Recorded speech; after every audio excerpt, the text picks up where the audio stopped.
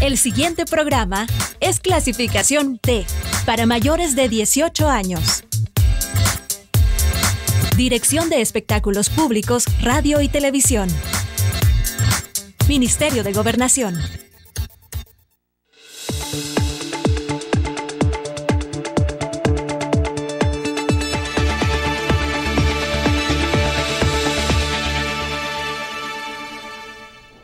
Bienvenidos y bienvenidas a una nueva edición de Temas y Debates con Ricardo Sosa. En esta oportunidad, en la mira el trabajo de la Asamblea Legislativa por medio de un diputado que representa al partido Alianza Republicana Nacionalista Arena, el doctor Emilio Corea. Doctor, bienvenido, gracias por aceptar mi invitación. ¿Qué tal, Ricardo? Buenas noches amigos televidentes, un gusto estar contigo en el programa Temas y Debates, a tus órdenes.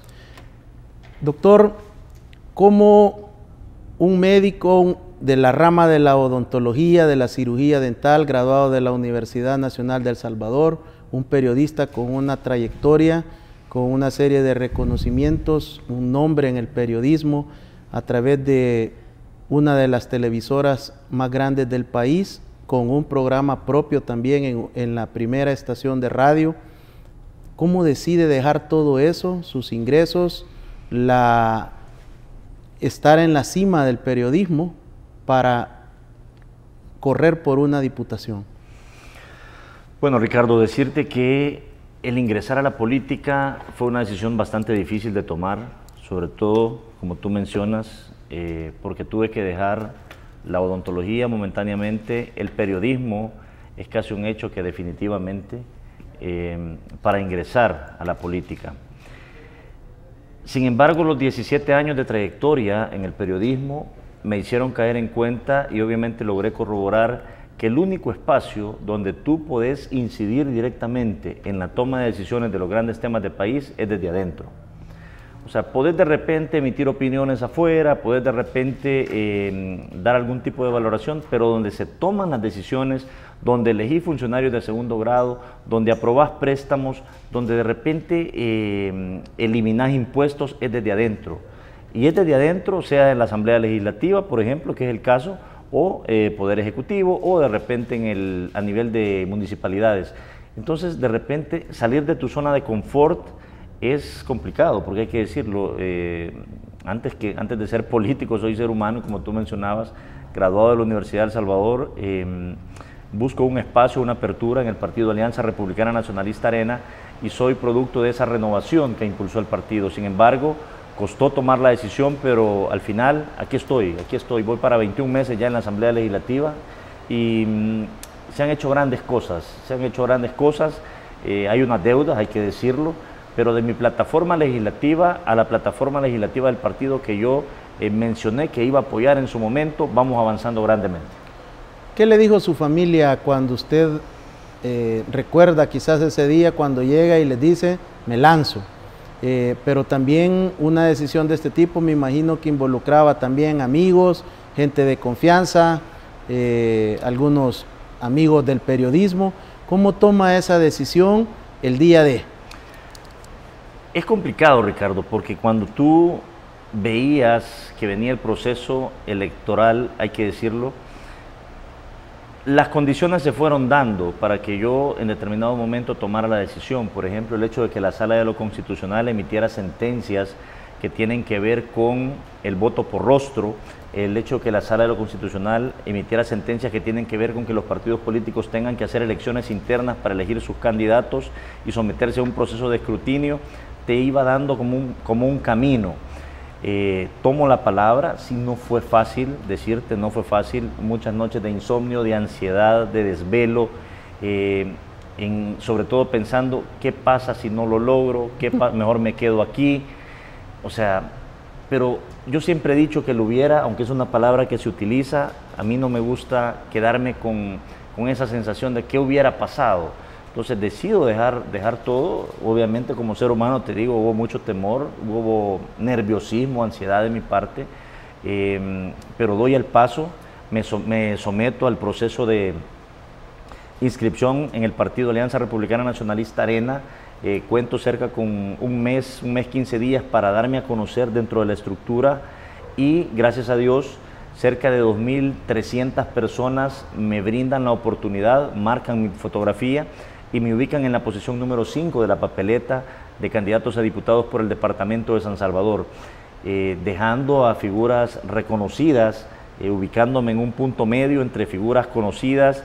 Tu servidor era el primer candidato foráneo, si quieres llamarle así, que se metía a la lista, en el corazoncito de la lista de la papeleta de votación del Partido Arena, y luego me someto a una votación ya nacional, donde cerca de 51.046 personas, 51.100 personas más o menos marcan mi fotografía y también me permiten ubicarme en la posición número 5 de la votación. Es decir, me ubiqué en la 5, en la interna de Arena, me ubiqué en la 5 de preferencias de la población en la elección de alcaldes y diputados que se celebró allá por el año 2018.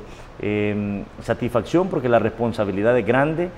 Si tú me preguntas si era lo que yo esperaba, de repente hay momentos, en la política hay de todo, hay momentos buenos, hay momentos malos, hay angustia, hay ansiedad. No es lo mismo estar desde este lado como periodista, lo que tú alcanzás a visualizar, allá estar adentro. Ya cuando estás ahí, conoces algunas interioridades, cómo se manejan las cosas y te das cuenta que tú solo de repente no puedes cambiar el estilo de política, pero si tú haces equipos, si tú haces grupos de trabajo, si tú de repente planteas bien tus ideas, puede ir avanzando de manera gradual y puedes ir incidiendo sin lugar a dudas en la toma de decisiones trascendentales de nuestro país. Y en esa carrera solo usted y el licenciado Raúl Beltrán Bonilla logran ingresar a la Asamblea. En el camino quedaron varios periodistas que estaban disputando tanto Consejo Municipal como para la carrera por la legislatura. ¿Qué sintió usted de poder romper con esa tradición de que muchos periodistas, no solo en esta última elección, sino en anteriores, lo habían intentado, posiblemente por su presencia en cámara, en radio, en prensa, pero que a la hora de las horas en la campaña no hubo los resultados esperados? Ricardo, yo siempre dije en mi faceta de periodista, y lo veía desde afuera, pero yo estaba convencido que para que un proyecto político sea exitoso necesitas de 4 variables. En primer lugar, un buen partido. En segundo lugar, el candidato. En tercer lugar, que el partido que tú vas a representar tenga organización. El cuarto lugar, el tema de la campaña y el recurso financiero. Eso es clave y es básico para lanzarte, obviamente, al vacío, porque decirte, fue un lanzamiento al vacío el que yo hice y gracias a Dios, Dios sabe realmente que mis intenciones no son bajo ninguna circunstancia llegar a hacer cosas fraudulentas a la Asamblea Legislativa, sino tratar de contribuir de manera gradual y paulatina a que El Salvador vaya cambiando su manera de ver los políticos. Porque hay que decir algo, Ricardo, para todos es conocido que la Asamblea Legislativa lamentablemente es un órgano de gobierno que no está bien evaluado. O sea, cuando tú ves las encuestas de opinión, la nota que le dan a la Asamblea Legislativa ronda entre el 3.50 y el 4 de calificación. Entonces, de repente, cuando tú ves eso, ¿cómo vas a cambiar eso? Ingresando a la política. No hay otra forma, porque muy fácil es de repente criticar desde redes sociales, insultar desde redes sociales, pero lo importante es que tú decidas dar el paso y fomentar el cambio desde adentro, porque es la única forma en que se pueden hacer las transformaciones en el país. Una vez gana, se da la ceremonia el 1 de mayo. ¿Cómo es ese proceso para que los amigos televidentes conozcan cómo se da la asignación por el partido a las comisiones? ¿Es algo que usted pide de acuerdo a su profesión, a su experticia? ¿Es que ya no hay cupos y a donde existan los espacios los envían? ¿O cómo se dio el proceso en su caso y en qué comisiones está trabajando? Te explico. Luego que fuimos electos los 37 diputados del Partido Arena, tuvimos una encerrona. En esa encerrona lo que se hizo fue básicamente primero elegir jefe y subjefe de fracción. ¿Cómo se elige el jefe y subjefe de fracción en Arena? Las 37 personas sentadas, obviamente reunidas por votación secreta, nos entregaron un papel y en ese papel tú ponías el nombre de la persona que tú querías que coordinara la fracción legislativa y el nombre de la persona que tú considerabas que podría subcoordinar la fracción legislativa. Llega ese momento, se elige a Carlos Reyes como jefe de fracción, se elige a Julio Fabián como subjefe de fracción y ahí comenzás a trabajar. Sin campaña previa, digamos en seco los 37 lo hacen. En seco.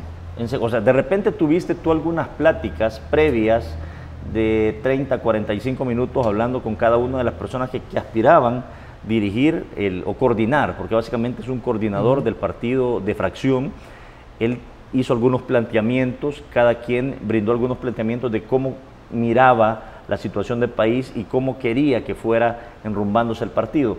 A partir de ahí tú tomas la decisión. Obviamente yo venía de afuera, yo conocía muy poco a las personas en su manera de comportarse, en su manera de actuar, y decidí básicamente inclinarme hacia determinada persona, hacia determinado candidato, y así se dio el primer momento.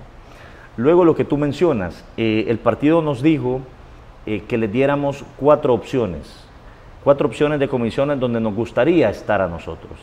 Obviamente cuando nos dan esa opción, yo pido o yo propongo estar en la comisión política, en la comisión de Hacienda, en la comisión de legislación y puntos constitucionales, comisión de salud, comisión de obras públicas y comisión de educación. Al final, obviamente, se me explicó que a la comisión política iba, por derecho, el jefe y el subjefe de fracción. Y de repente podría ir un directivo, alguien que ya tenía mayor rodaje, y se comprende, Ricardo, porque tú sabes que en todo campo o en toda actividad de la vida, el denominado derecho de piso se tiene que pagar. A mí me tocó pagar derecho de piso en radio, o sea, derecho de piso en televisión. En radio, de repente, cuando yo ingresé, turnos de madrugada, o de repente... comprarle la comida al anda a traerme un café, hacerme un café, ponerme 2 de azúcar, anda a comprarme el diario, anda a la gasolinera a comprarme un hot dog en la madrugada. Pasaba, yo lo viví. Entonces, cuando tú vienes de abajo y cuando tú sabes lo que te ha costado llegar donde estás, valoras las cosas. Entonces, no te digo, no me da ningún tipo de pena ni de vergüenza decirlo. Me tocó hacerle café a los locutores de mayor experiencia, me tocó de repente ir a comprar el diario, me tocó ir a comprar cajetillas de cigarro en la noche, hacer turnos de gratis, pero eso te va dando un posicionamiento, un arraigo a la empresa, a tal grado que tú quieres la empresa, a tal grado que tú valoras realmente lo que tiene. Entonces, obviamente ya cuando ingreso a la política, mira, en los medios de comunicación también se da otra cosa muy similar a la política, y es el tema de los egos.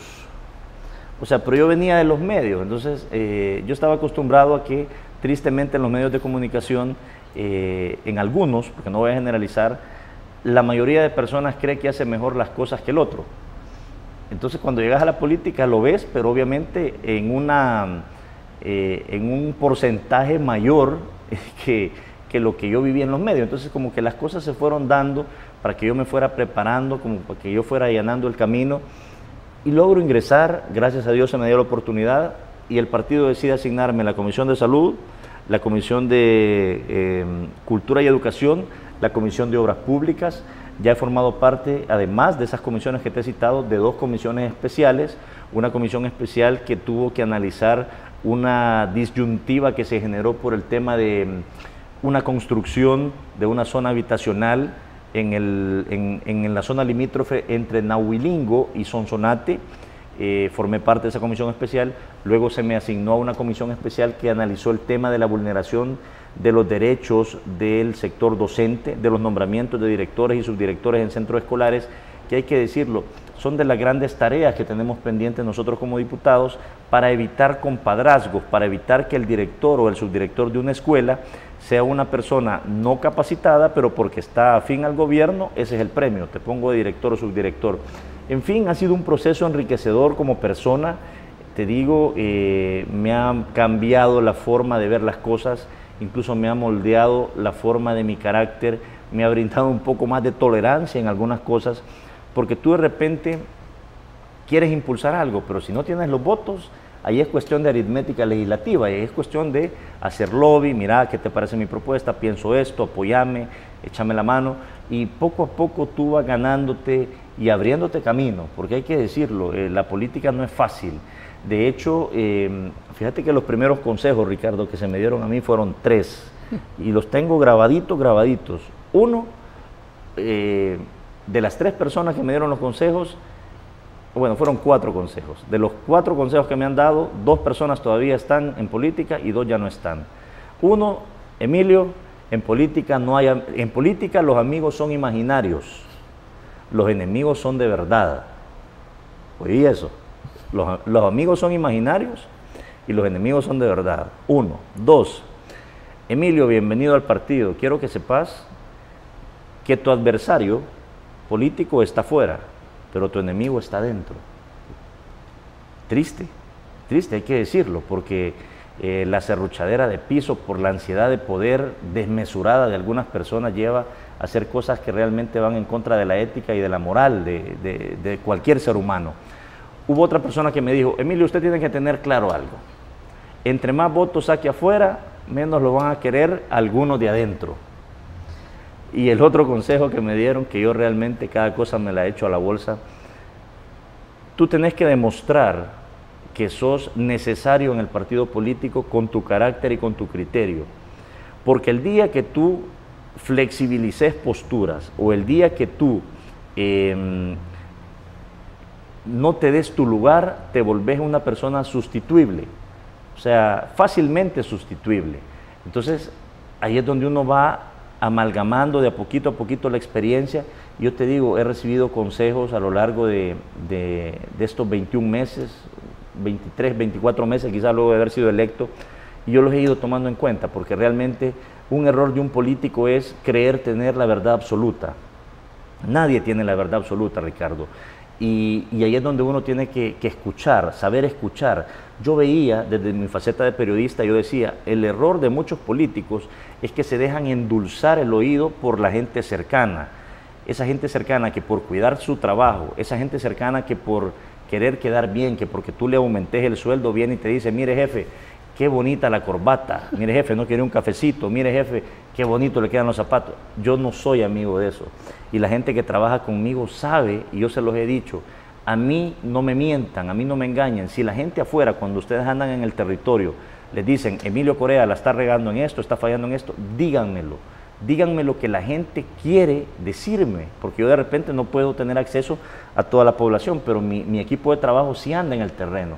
Entonces, yo creo que cuando tú combinas eso con la sinceridad, con la lealtad, con el trabajo, con la disciplina, con la mística, creo que se pueden hacer grandes cosas, Ricardo.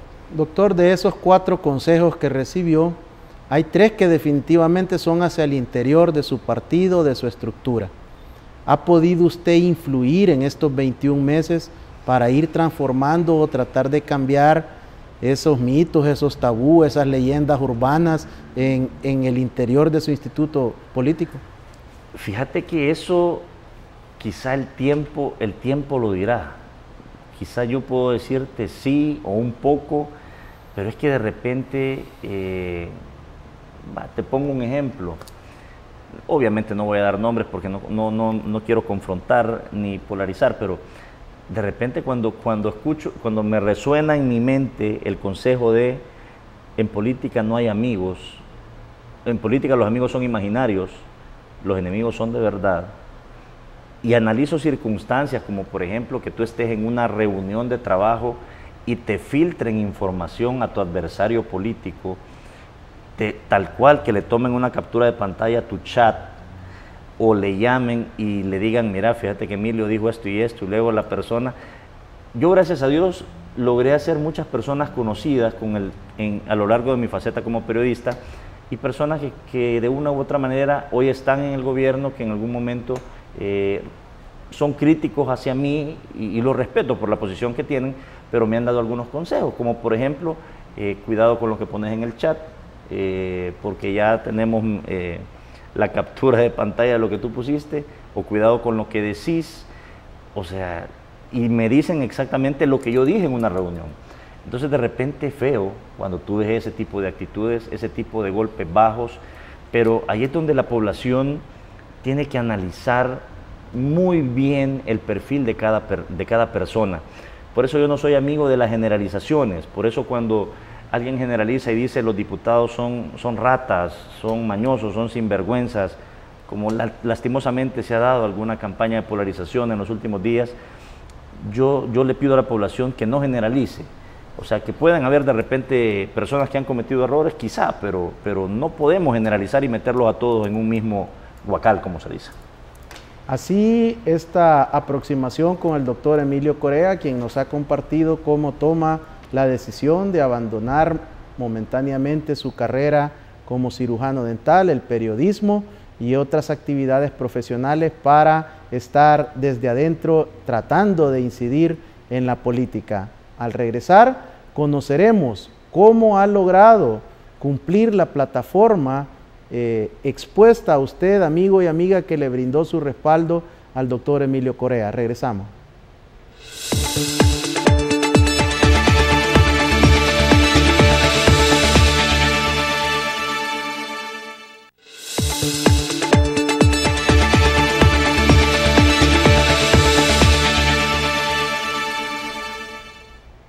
En esta oportunidad, en la mira, el trabajo legislativo del doctor Emilio Corea, diputado por la Asamblea Legislativa. Doctor, usted decía, quiero incidir desde adentro, porque la lucha está al interior. Así es. ¿Cuáles son las evidencias de esa lucha? Comparada con su plataforma programática individual, la que usted alineó con los objetivos de su partido y la realidad de estos 21 meses. A ver, yo en mi campaña lo manifesté y dije que además de apoyar obviamente las iniciativas del Partido Alianza Republicana Nacionalista Arena, mi partido, yo llevaba ciertas propuestas puntuales a impulsar. Algunas tienen que ver con reformas constitucionales y obviamente cuando tienen que ver con reformas constitucionales no solo depende de uno, sino que tú tenés que conseguir que 9 diputados más te respalden y te firmen el documento, porque para impulsar una reforma constitucional, para que inicie el proceso de formación de una reforma constitucional, el documento tiene que contar con el respaldo de 10 diputados como mínimo, para que luego pase al Pleno, el Pleno lo mande a legislación y puntos constitucionales y ahí viene el debido proceso. Entonces, además de la plataforma del partido, yo en mi campaña dije abiertamente varias cosas. Por ejemplo, voy a luchar por el incremento del Fondo de Desarrollo Económico y Social, FODES, para los alcaldes. Era un 8%. Yo dije, voy a insistir en eso. Gracias a Dios las condiciones se dieron, y no quiero decir que se dieron a iniciativa de tu servidor, sino que la coyuntura permitió que se diera ese incremento. Entonces, puedo decirte, misión cumplida. Ya los alcaldes a partir de este año no tienen el 8%, sino que tienen el 10% del presupuesto general de la nación para invertir en la gente. Se le puso un candado a eso, y es que este incremento en el FODE, Ricardo, no va a servir ni para aumentarse dietas, no va a servir ni para aumentarse sueldos, ni para pagar membresías, ni para pagar préstamos. Nuevos carros, sino que va a servir únicamente para invertir en la gente. Ahí será la Corte de Cuentas de la República quien tiene que velar porque ese dinero se utilice de la forma que se tiene que utilizar. ¿Todo el FODES o solo el incremento del 2%? El 2%, ahí le amarramos ese candado, porque hay que decir que el FODES tiene dos partes, la parte de inversión, que es el 75%, y la parte de gasto administrativo, que es el 25%. Pero estos 2% adicional que le dimos, o sea, del 8 pasarlo al 10, quedó ese candado. Entonces quedó establecido que eso tiene que ser así. Esa es una promesa que te puedo decir, gracias a Dios se cumplió. También en mi campaña yo propuse impulsar una reforma constitucional para que los delitos de corrupción no prescriban. Sin embargo, cuando ya estás adentro y te asesoras jurídicamente, tú te das cuenta que no es viable el hecho de que un delito no prescriba. Por temas jurídicos, por tema de que no puede pasar toda una vida una persona en el limbo jurídico. Sin embargo, impulsé una reforma al artículo 240 de la Constitución que tiene que ver con los juicios de enriquecimiento ilícito. ¿Qué tiene que ver esto? A ver, si por ejemplo Juan Pérez terminó su periodo legislativo, o su periodo como alcalde, o su periodo como presidente, Hoy, así como está la Constitución, el 240 te establece que le podés iniciar un juicio 10 años después de que deja su cargo. Así está la Constitución hoy. Pues en la reforma constitucional que yo propuse y que me acompañaron cerca de 20 colegas, el doble de lo que necesita la reforma, estoy pidiendo que ya no sean 10 años, sino que sean 30 años. Es decir, que si Juan Pérez deja el cargo hoy, se le puede iniciar un juicio, una investigación por enriquecimiento ilícito hasta 30 años después que dejó su cargo. O sea, no lo podés hacer por tiempo indefinido y decir no prescriban, sino que ya le pones, pero ya 30 años creo que es un tema importante. ¿Cómo queda en ese ejemplo que nos acaba de exponer si ese delito tiene máximo de condena 10, 15 años y usted le está proponiendo que lo persiga por 30 años, iniciarle el proceso? Iniciar el proceso. Lo que pasa es que, acordate que el juicio de enriquecimiento ilícito tiene que ver, lamentablemente el enriquecimiento ilícito en nuestro país es un delito que no es carcelable. O sea, de repente, el juicio de enriquecimiento ilícito como tal. Ahora, hay otros delitos, como por ejemplo el peculado, actos arbitrarios, lavado de dinero, que tienen su normativa ya establecida. Pero en el caso del enriquecimiento ilícito, por ejemplo, si condenan a una persona de juicio o de haberse apropiado indebidamente de fondos públicos, ¿qué es lo que le puede pasar? Que la obliguen a devolverse el monto que le estimaron que aparentemente sustrajo y lo inhabilitan del cargo para ejercer un nuevo cargo de elección popular por cierto periodo. Esa es la pena. Ahora, si en ese proceso se demuestra que tú lavaste dinero, cometiste peculado, actos arbitrarios y otra serie de cosas, ahí la pena va incrementando y ahí sí hay cárcel. Entonces, por ejemplo, hay algunos casos de enriquecimiento ilícito que tristemente basta con que el funcionario regrese la plata, lo inhabilitan del cargo y no pasó más, no va a la cárcel. Pero hay otros casos, como por ejemplo el peculado, como que te decía, falsedad documental, lavado de dinero, que ahí sí las penas son más grandes, o tráfico ilícito de drogas, porque de repente hay de todo, o sea, hay de todo, pero gracias a Dios logré introducir esta reforma constitucional con el apoyo de 19 colegas más. Ahí está en la Comisión de Legislación y Puntos Constitucionales. Tenemos hasta el último de abril del 2021 para hacer esa reforma con el texto propuesto textualmente. Si yo lo logro, si se logra esa reforma antes del 30 de abril del 2020 y se aprueba con 43 votos, serán los diputados que sean electos en el año 2021, para el periodo 2021-2024, quienes tendrán que ratificarla con 56 votos. Así establece la Constitución el procedimiento respectivo. Y si en el 2021-24 vienen y la ratifican, se convierte ya en una realidad. Si no se tiene la correlación en la nueva asamblea y no se obtiene los archivo. Queda en suspenso en la Comisión de Legislación y Puntos Constitucionales, pero cuando cada comisión va a iniciar legislatura, vienen y comienzan a analizar expediente por expediente. ¿Qué te parece este? ¿Lo dejamos vivo o lo mandamos al archivo? No, que siga en estudio. No, ya no tiene los votos, va para archivo y se vota. Es ahí donde se votan dictámenes de archivo que se van depurando y que se van guardando. Ojalá que los diputados, ojalá que logre los 43 votos. Como te digo, ya hay 20 firmas. Hay 20 votos en teoría, aunque hay más personas que están de acuerdo en esta iniciativa, pero falta que la Comisión de Legislación y Puntos Constitucionales logre emitir el dictamen para aprobar este texto y luego votarlo en el Pleno.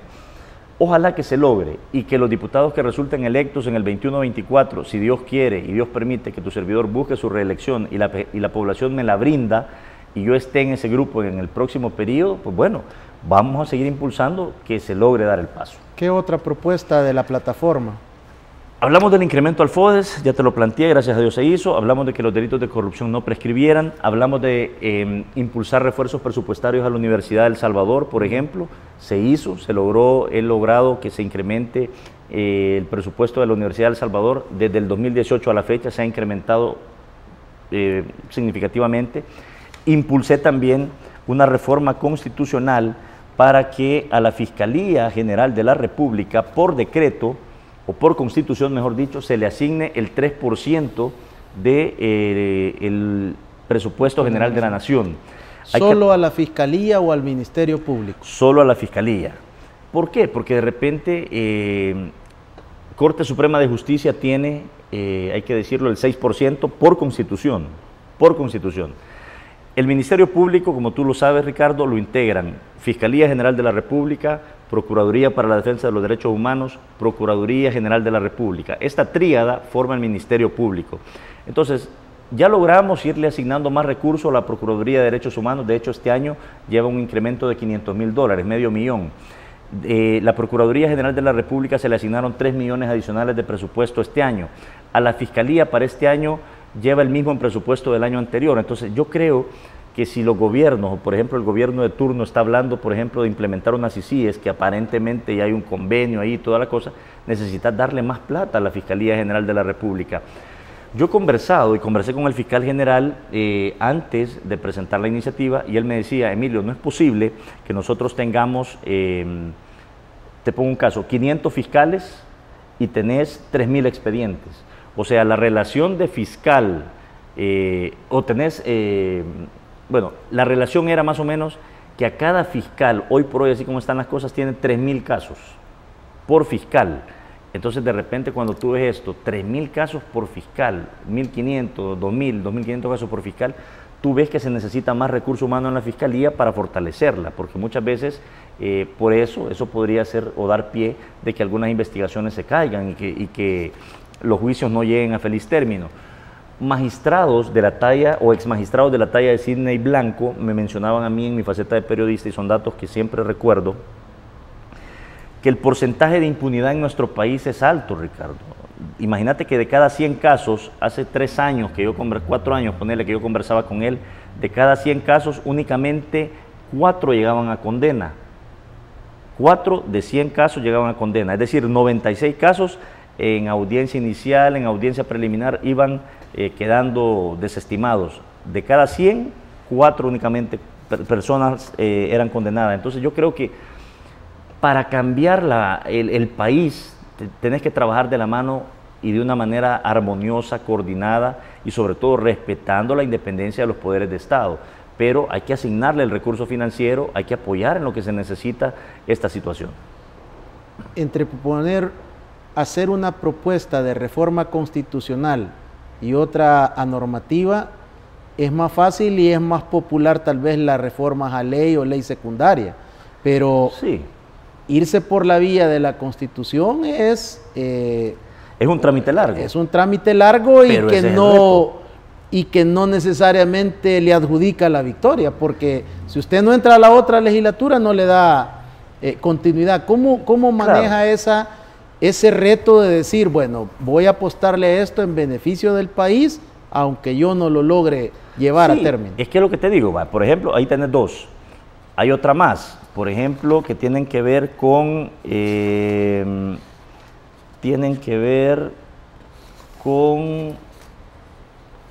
reforma a la Corte de Cuentas de la República, otra reforma constitucional. Tú sabes que la Corte de Cuentas de la República se elige hoy por hoy con base al artículo 123 de la Constitución, que dice que basta la mayoría para deliberar. Entonces de ahí se agarran los partidos políticos y la Corte de Cuentas de la República es la única institución, las únicas personas de elección de segundo grado que se eligen con 43 votos. Es la única. De ahí fiscal general, procurador general, procurador de derechos humanos, magistrados, miembros del Consejo Nacional de la Judicatura se eligen con 56. Entonces, en mi propuesta, que también contó con el respaldo de un promedio de 18, 19 colegas, se establecen varias cosas. Uno, que la Corte de Cuentas ya no se elija con 43, sino con 56 votos. ¿Qué garantizás con esto? Que de repente tú no sabes qué correlación va a haber en el 21-24, no se sabe, o sea, así como está el panorama, no se sabe. Entonces, con eso tú garantizás que la decisión no va a ser, o que la persona que se va a ubicar en ese cargo no va a venir a responder específicamente a una línea partidaria, porque viene el Ejecutivo y de repente tiene tantos votos y lo suma con otro, llega a 43 y ya nombró. Entonces, eso lo vas logrando tú en el camino. Pero además estoy pidiendo que la Corte de Cuentas lleguen personas que no tengan afinidad político-partidaria, lleguen personas que de repente tengan conocimiento en el cargo, porque hoy lamentablemente, cuando tú revisas para ser magistrado de Corte de Cuentas, hay algunos requisitos que son, que los puede cumplir sin tener la idoneidad para el cargo. Solo te piden que seas salvadoreño por nacimiento, de moralidad y competencia notoria. No te dice que seas contador, que seas auditor, que seas abogado. Entonces, de repente, la Corte de Cuentas, tristemente, en algunos momentos, no voy a generalizar porque hay que ser responsable, en algunos momentos de la historia reciente de nuestro país, la Corte de Cuentas ha servido de tapadera de corruptos, y hay que decirlo.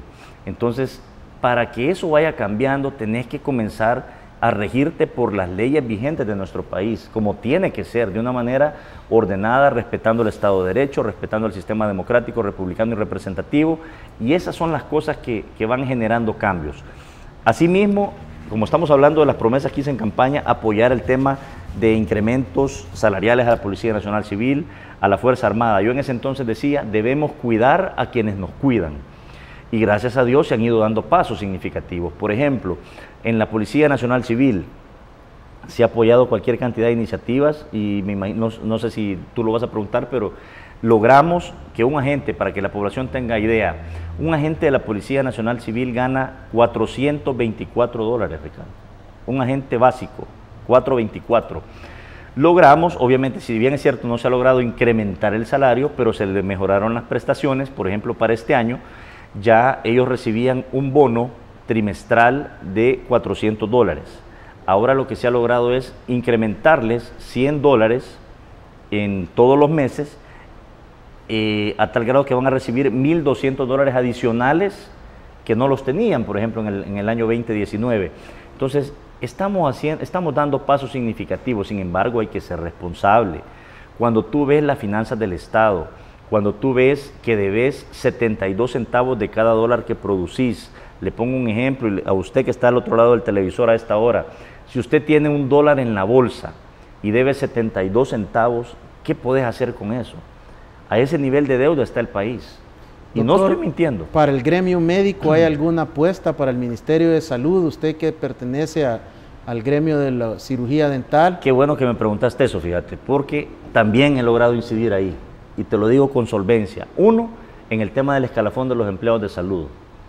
O sea, créeme que he sido una especie de cangrejo en el tobillo, para que se cumpla el escalafón de salud, y gracias a Dios se logró. Ya para este año, ya los empleados del Ministerio de Salud recibieron su escalafón de salud. Pero más específicamente la incidencia en el tema de odontología. Les pongo otro ejemplo. El año pasado le autorizamos, todavía estaba el gobierno del FMLN, $170 millones en un préstamo para el Banco Interamericano de Desarrollo. De esos $170 millones que este gobierno los va a ejecutar, donde se va a construir el nuevo Hospital Rosales, el nuevo hospital de la zona norte de Nejapa, esa es gestión anterior. O sea, que hoy el presidente de la República va a venir y va a cortar la cinta, bueno, así es la cosa, pero de esos $170 millones logré que a las 37 unidades de salud del departamento de San Salvador, es decir, de los 19 municipios del departamento de San Salvador, se les compraran equipos odontológicos, por ejemplo, el mueble odontológico donde se trabaja, porque yo he trabajado ahí y yo sé que de repente era complicado no tener un sillón que no tenía luz, o de repente tener un sillón que no te subía y tú tenías que inclinar tu cuerpo para poder trabajar. De repente también se ha logrado comprarles lámparas de fotocurado, equipos de cavitrono, equipos de ultrasonido para hacer una limpieza dental. Entonces, te digo, son aportes que satisfactoriamente voy dando de poco a poco. O sea, no es fácil, Ricardo, porque decir que estar adentro es fácil es mentira, y quien te venga a decir, no, es fácil, te está mintiendo. ¿Se arrepiente, es complicado, doctor?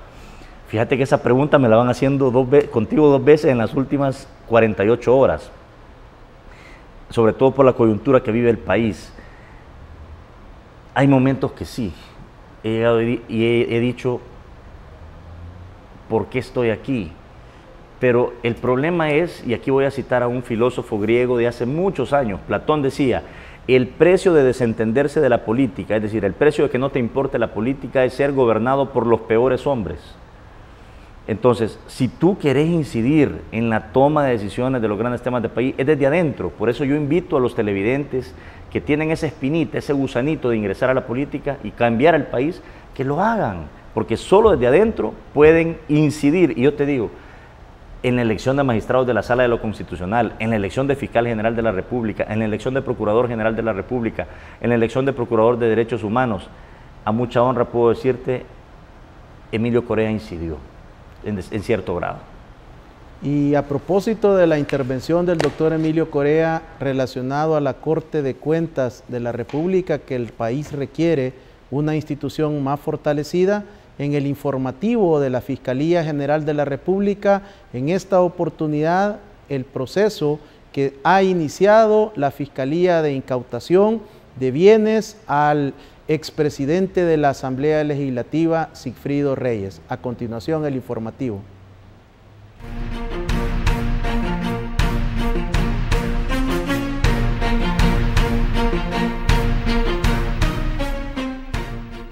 Bueno, este día Fiscalía General de la República, en conjunto con la Policía Nacional Civil, se están incautando y a su vez entregando al Consejo Nacional de Administración de Bienes 25 propiedades inmuebles y 2 productos financieros. Tienen un valor estimado de $1.400.000. Estas propiedades se están incautando dentro del proceso de extinción de dominio seguido en contra de los señores Sigfrido Reyes y el señor Byron Larrazábal, así como otras personas vinculados a ellos de forma cercana.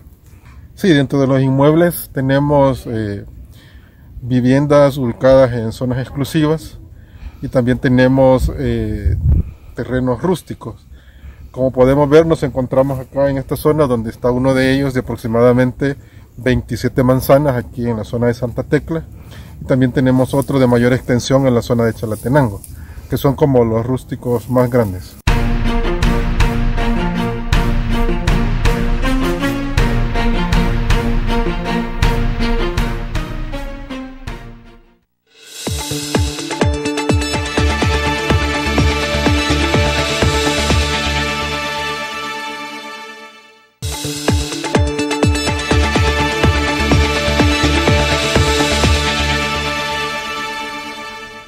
El doctor Emilio Corea, diputado por la Asamblea Legislativa, en esta oportunidad nos ha expuesto su plataforma, el cumplimiento de su propuesta legislativa para este periodo 2018-2021.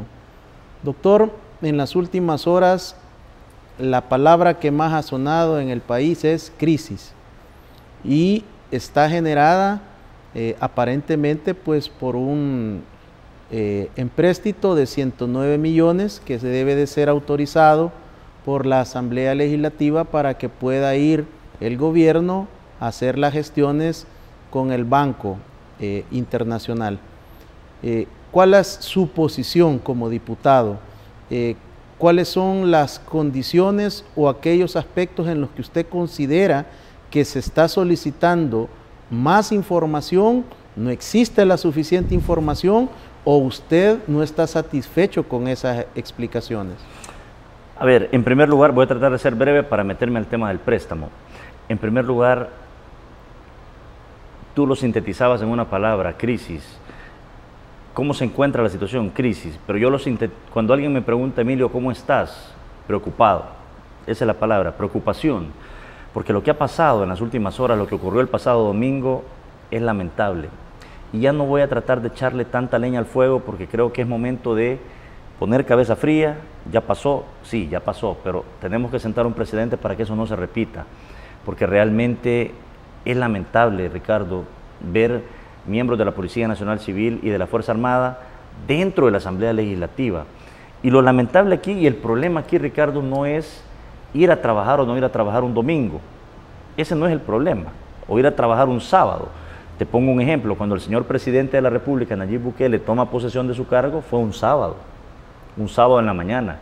Él nos convocó a la plaza cívica, entre el Palacio y Catedral Metropolitana, y ahí fuimos. Ahí recibimos cualquier cantidad de insultos, de improperios y cualquier cosa, pero ahí estuvimos, cumplimos. Entonces, el punto no es ese, el punto es el tema, el autogolpe que se quiso dar. ¿Y por qué hay personas que dicen autogolpe? Les voy a leer lo que significa autogolpe para que quede claro. Un autogolpe es una forma de golpe de Estado que ocurre cuando el líder de un país, a pesar de haber llegado al poder por los medios legales, disuelve o desconoce al poder legislativo y prohíbe a sus miembros ejercer sus funciones. Más claro, ni el agua. Entonces, lamentablemente, eso era lo que se estaba fraguando. La Sala de lo Constitucional de la Corte Suprema de Justicia emitió una medida cautelar, a mi criterio tarde, y con todo respeto a los magistrados, señores, se tardaron en su tarea. Muy tarde llegó esta resolución, pero al final llegó y niveló un poco y mejoró un poco la situación de las aguas, cómo se encontraba el ambiente, pero al final llegó. Me quedo con la última frase, no me voy a quedar con las declaraciones del presidente, lo que hizo y lo que dijo el domingo. Me voy a quedar con el último comunicado que ha emitido Casa Presidencial, donde dice, a pesar de no respetar, a pesar de no compartir, respetamos la decisión y vamos a acatar lo que la Sala ha mencionado. Ya eso comienza a generarte una especie de que las aguas lleguen a su nivel. Ojalá por el bien del país que esto no vuelva a repetirse. 9F nunca más. Ese 9F del 2020 va a quedar grabado. Hubo lágrimas en la población, hay que decirlo, porque esas imágenes no se veían desde hace muchos años. O sea, la militarización que se dio en el órgano legislativo fue lamentable, condenable, pero bueno, punto y aparte. O sea, aunque tengo mucho que decir, voy a ser mesurado en el tema para ya no echarle más leña al fuego, y ese es mi llamado a los personeros del gobierno también. Señores, ya no incendien el país, ya basta, ya lo que pasó, pasó, pero no es un borrón y cuenta nueva. Hay que meditar sobre lo que ocurrió, porque de repente todavía se sigue invocando, hay personas que siguen invocando a la insurrección, y eso es peligrosísimo. Peligroso en un país de una incipiente democracia, donde ya hubo alternancia en el poder, gobernó Arena 20 años, el Frente 10, hoy está el señor Bukele. O sea, si el señor Bukele, como yo lo he dicho, quiere tener mayoría en la Asamblea Legislativa, bueno, que compita con su partido el 28 de febrero del otro año, y si la población le dice que sí, pues así va a ser. O sea, la población quiere eso. En guerra cantada no hay soldado muerto, pero yo estoy seguro que esto que pasó va a hacer reflexionar a la población en que no se le puede dar el poder total a una persona. Tú tenés que tener pesos y contrapesos para defender el sistema de libertades en nuestro país, para defender el sistema democrático, republicano y representativo, para que la independencia de poderes predomine, para que exista una armonía social, y la Constitución de la República establece en el artículo 168, ya para entrar al tema préstamo, Ricardo, en el artículo 168, numeral tercero, que son atribuciones del presidente de la República: procurar la armonía social y conservar la paz y la tranquilidad interior y la seguridad de la persona humana como miembro de la sociedad. Procurar la armonía social y conservar la paz. Así es que mi llamado, con todo respeto al señor presidente, que las aguas vuelvan a su nivel, despacio, despacio, y que ojalá esto sea un episodio negro que no vuelva a repetirse en nuestro país. Ahora ¿Qué bien, falta para su voto, doctor? ahora bien, metámonos al préstamo. Hay muchas personas que de repente cuestionan el tema del préstamo, Ricardo. El tema del préstamo, hay que decir lo que es en dos fases. Primero, tenés que aprobarse, que comience a negociar con 43 votos y luego ratificarlo con 53. Estamos en la primera fase, autorizarle con 43 votos. Es un préstamo a 20 años plazo, con 36 meses de gracia, es decir, los primeros 3 años del gobierno del presidente Bukele no va a pagar nada por este préstamo. Y tiene 20 años plazo. Tasa de interés 4.47. Ahora, ¿cuáles son las dudas que nosotros tenemos? Fíjate que casi estábamos listos para votar. Nosotros teníamos ciertas dudas sobre el tema del buque, por ejemplo. ¿Será necesario el buque o no será necesario? ¿O será que el buque lo podemos conseguir mediante cooperación internacional y no mediante endeudamiento del país? Lo dejo ahí en el tintero. Pero cuando sale la información del famoso viaje del director de centros penales y viceministro de Seguridad, Osiris Luna, que viaja en un jet privado, aparentemente pagado por una empresa mexicana que se dedica a la venta de sistemas de videovigilancia, y tú ves que en el préstamo vienen 26 millones de compra de equipo de videovigilancia, tú decís, hey, o sea, ¿qué pasa? ¿Fue a negociar lo que vamos a aprobarle nosotros? No hay cena gratis, no hay almuerzo gratis. Entonces, todo ese tipo de dudas fueron los que generaron que se encrispara el panorama y que estemos en esta lamentable situación que nos encontramos. Arena nunca ha dicho que no va a dar sus votos. Simplemente vamos a analizar, vamos a esperar que nos presenten el plan de gobierno en materia de seguridad, que no lo han presentado.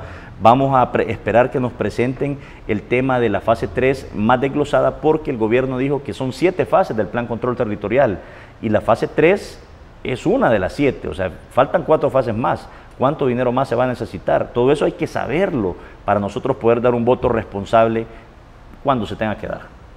Prácticamente 2 grandes cheques para revisar, lo del buque y la del el supuesto proveedor que podría ser favorecido en esa licitación. Si tú lo quieres ver así, así se sintetiza. El buque, el equipo de videovigilancia, pero los componentes del préstamo son movilidad estratégica, que ahí es donde han metido el tema del buque, y la videovigilancia. El equipo táctico, el equipo médico. ¿Cómo nos vamos a oponer nosotros a que le compren chalecos antibalas a la PNC? No nos estamos oponiendo a eso. ¿Cómo nos vamos a oponer a que les construyan un hospital o que fortalezcan el tema del hospital militar para que vaya la gente de la PNC y de la Fuerza Armada a recibir atención médica? Tampoco estamos en contra de eso. Pero ahora, el tema de la movilidad estratégica, el tema del buque, que el presidente ha manifestado que nosotros hemos dicho que es un juguetito. Yo no lo veo como un juguete, pero sí me llama la atención. ¿Será necesario un buque para las necesidades que tiene nuestro país? ¿O podemos conseguirlo mediante donativos con gobiernos internacionales como Estados Unidos, Canadá o México? Yo he conversado con algunos expertos en la materia de seguridad y me han hecho ese planteamiento y lo voy a retomar y lo voy a plantear. Ahora, el tema de la videovigilancia sí nos llama la atención. O sea, si una empresa te paga el vuelo y esa empresa vende cámaras de videovigilancia y tú vas a conocer el funcionamiento, ¿será que ya tenés algo arreglado? Duda razonable. Con Raúl Beltrán, con el colega Raúl Beltrán, el año pasado o antepasado descubrimos algo que tenía que ver con la alimentación de los reos, de los privados de libertad. Hubo un viaje que hicieron algunos funcionarios del gobierno del FMLN a Colombia, pagados por una empresa colombiana dedicada a la alimentación, y de repente ya venía la licitación y ahí están los documentos. Menos mal que se logró parar eso a tiempo, porque era incrementar casi el triple del monto asignado para un privado de libertad a costa de las finanzas del Estado, y que ahí aparentemente podría haber un dinero sucio bajo la mesa.